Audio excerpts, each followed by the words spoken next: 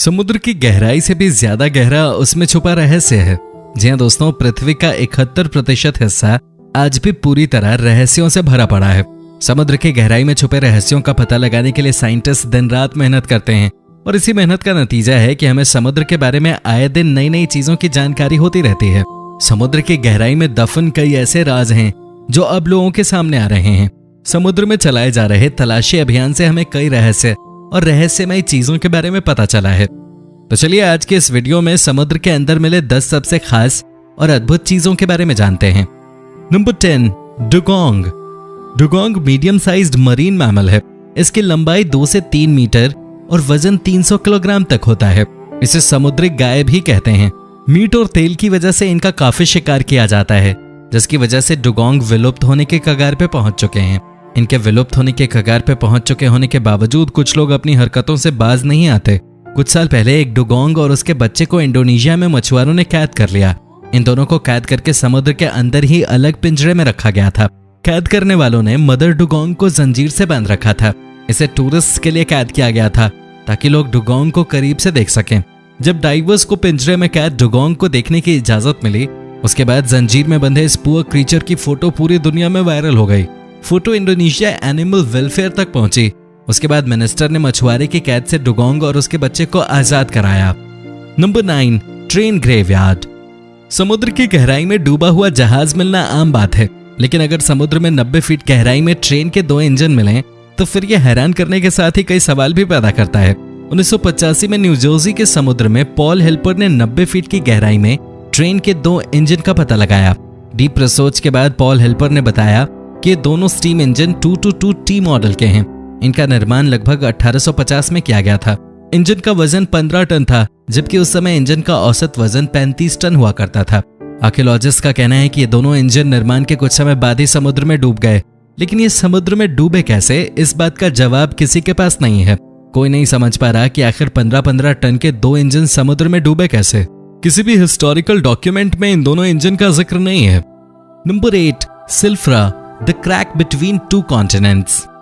2 continents के बीच के बॉर्डर लाइन को मैप पे देखना तो काफी आसान है, लेकिन यही बॉर्डर लाइन समुद्र के अंदर देखने को मिल जाए तो फिर ये किसी सरप्राइज से कम नहीं है।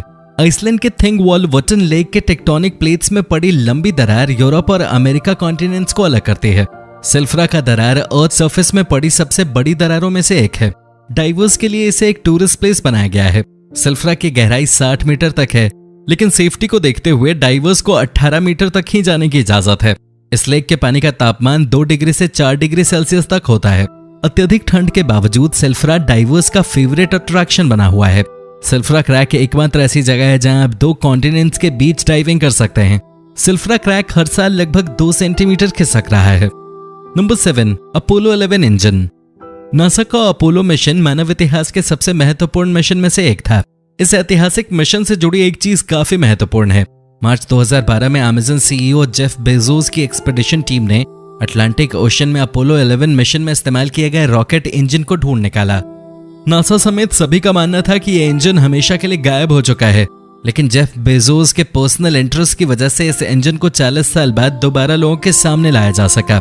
मिशन के दौरान एस्ट्रोनॉट्स को स्पेस में लॉन्च करने के बाद F1 रॉकेट इंजन 5000 माइल्स प्रति घंटे की स्पीड से अर्थ एनवायरनमेंट में वापस आते हुए अटलांटिक ओशन की गहराई में खो गया था। 2012 में जब इसे ढूंढने के लिए सर्च ऑपरेशन चलाया गया तब यह इंजन 14000 फीट की गहराई में मिला। ओशन से निकालकर इसे सियाटल की म्यूजियम में रखा गया है। Number 6, the purple blob. पहली नजर में शायद आपको ये एक बेशकीमती पत्थर लगे, लेकिन आपको बता दें कि ये कोई चमकदार पत्थर नहीं बल्कि लिविंग ऑर्गेनिज्म है। पैसिफिक ओशन की गहराई में साइंटिस्ट ने इस खूबसूरत क्रीचर को ढूंढा है। 2016 में रोबोट की मदद से किए जा रहे सी एक्सप्लोर मिशन के दौरान इस क्रीचर के बारे में पता चला। कुछ साइंटिस्ट इसे नया क्रीचर मान रहे हैं, वहीं कुछ का कहना है कि ये ट्यूनिकेट नाम के समुद्री क्रीचर का छोटा रूप हो सकता है। पॉसिबिलिटी ये भी है कि ये किसी क्रीचर का अंडा हो। आपको क्या लगता है, ये क्या हो सकता है? हमें जरूर बताएं। Number 5, icy finger of death. हम पूरे यकीन के साथ कह सकते हैं कि आपने इस तरह का नेचुरल फिनोमेना कभी नहीं देखा होगा। आइसी फिंगर ऑफ डेथ समुद्र की एक बहुत बड़ी मिस्ट्री है। इस घटना में बर्फ की एक सीधी रेखा पानी को जमाते हुए नीचे की ओर आती है। बर्फ की लाइन जैसे ही समुद्र की गहराई में सतह तक पहुंचती है, यह और तेजी से बढ़ने लगती है और अपने कांटेक्ट में आए सभी जीवों की जान ले लेती है। यही वजह है कि इसे आइसी फिंगर ऑफ डेथ कहा जाता है। सतह पर आते ही इस बर्फ के संपर्क में आने वाले सभी जीव इसी में फंस जाते हैं, जिससे जाल में मछली फंसती है। फंसने के तुरंत बाद ही जीव की मौत हो जाती है। बीबीसी ने इस घटना को अपने कैमरे में कैद किया था। उसके बाद ये पूरी दुनिया में वायरल हो गया।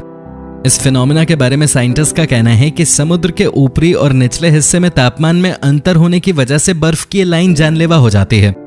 Number 4, the world's oldest shipwreck. Bulgaria के ब्लैक सी में रिसर्चर्स ने सबसे पुराने जहाज को ढूंढा है। यह जहाज लगभग 2400 साल पुराना है।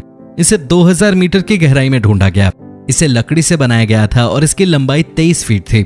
जिस जगह पर यह जहाज डूबा था वहां ऑक्सीजन की काफी कमी है, जिस वजह से लकड़ी से बने होने के बावजूद यह आज भी वेल प्रिजर्व्ड है। अत्यधिक गहराई में होने की वजह से इस जहाज को पूरी तरह से एक्सप्लोर नहीं किया जा सका है और एक्सप्लोरेशन प्रोग्राम आगे बढ़ाने के लिए रिसर्चर्स को एक्स्ट्रा फंड्स की भी जरूरत है। Number 3, the Baltic Sea anomaly. Baltic Sea anomaly समुद्र के बड़े रहस्यों में से एक है। 2011 में सोनार इमेज की मदद से पीटर लिंडबर्ग ने इसे ढूंढा था। पहली नजर में कोई भी इसे आसानी से एलियन शिप मान सकता है। ये एलियन शिप की तरह ही गोल है। इस ऑब्जेक्ट का डायमीटर 200 फीट है। ये किसी भी एंगल से नेचुरल फॉर्मेशन नहीं लगता है, जिस वजह से लोग इसे एलियन शिप मानने लगे। सोनार इमेज मिलने के बाद जब दूसरी टीम इस ऑब्जेक्ट के बारे में पता लगाने गई तो इस ऑब्जेक्ट के पास पहुंचते ही इनके सभी इलेक्ट्रिकल डिवाइसेस ने काम करना बंद कर दिया।